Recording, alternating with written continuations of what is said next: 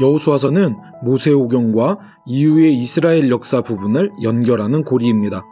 모세오경이 약속의 책이라면 여호수아는 그 약속이 어떻게 성취되었는지를 보여주는 기록입니다.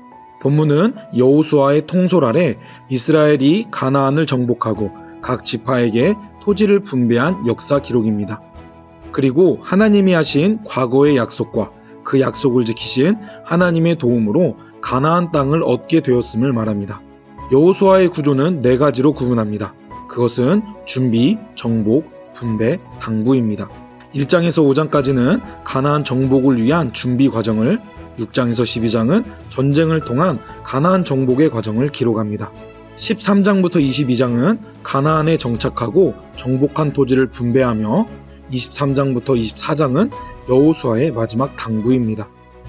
여호수아서는 하나님의 언약이 성취되었으며 보이지 않는 곳에서 일하시는 하나님의 섭리를 말합니다. 본문은 약속을 지키시는 하나님의 신실성을 보여줍니다.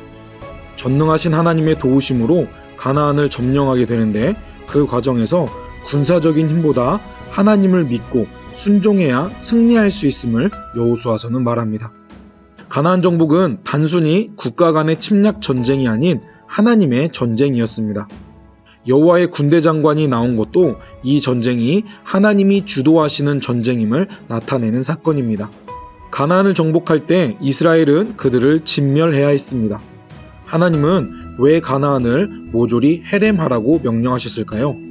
이것은 이 전쟁이 하나님께서 직접 싸우시는 하나님의 전쟁이며 전리품도 하나님께 바쳐진 것이기 때문입니다.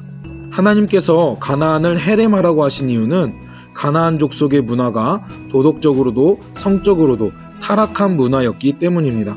그들은 자녀를 제물로 바칠 정도로 하나님이 가증히 여기시는 일을 행했습니다.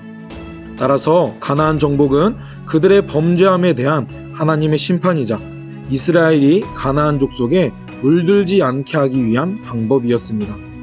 이것은 하나님의 이름으로 폭력을 행사라는 말이 아닙니다. 역사의 특정한 순간으로 가나안 족속에 국한된 상황이었습니다.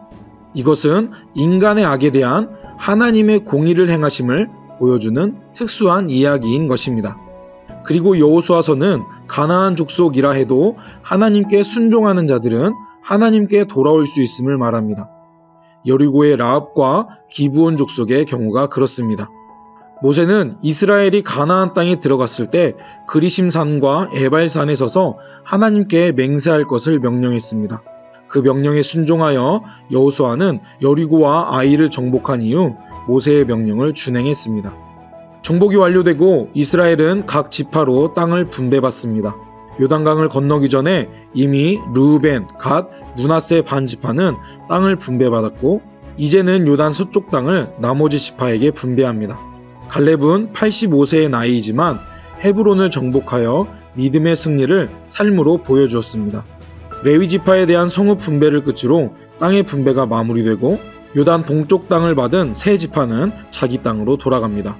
시간이 흘러 여호수아는 모세가 그랬던 것처럼 하나님만을 섬길 것을 간곡히 당부하며 110세에 죽으면서 여호수아서는 마칩니다. 우리도 이스라엘처럼 죄악과 유혹에 대항하여 세상 속에서 살아갑니다. 하지만 세상과 구별 배워야 하는 삶을 살아야 합니다. 우리는 그 가운데 하나님의 도우심이 있으며 결국 우리의 영적 전쟁도 승리할 것임을 믿고 나아가야 하겠습니다. 하나님의 말씀에 순종했던 여호수아의 군대처럼 하나님의 말씀에 순종하여 매일의 삶 가운데 승리하시기 바랍니다.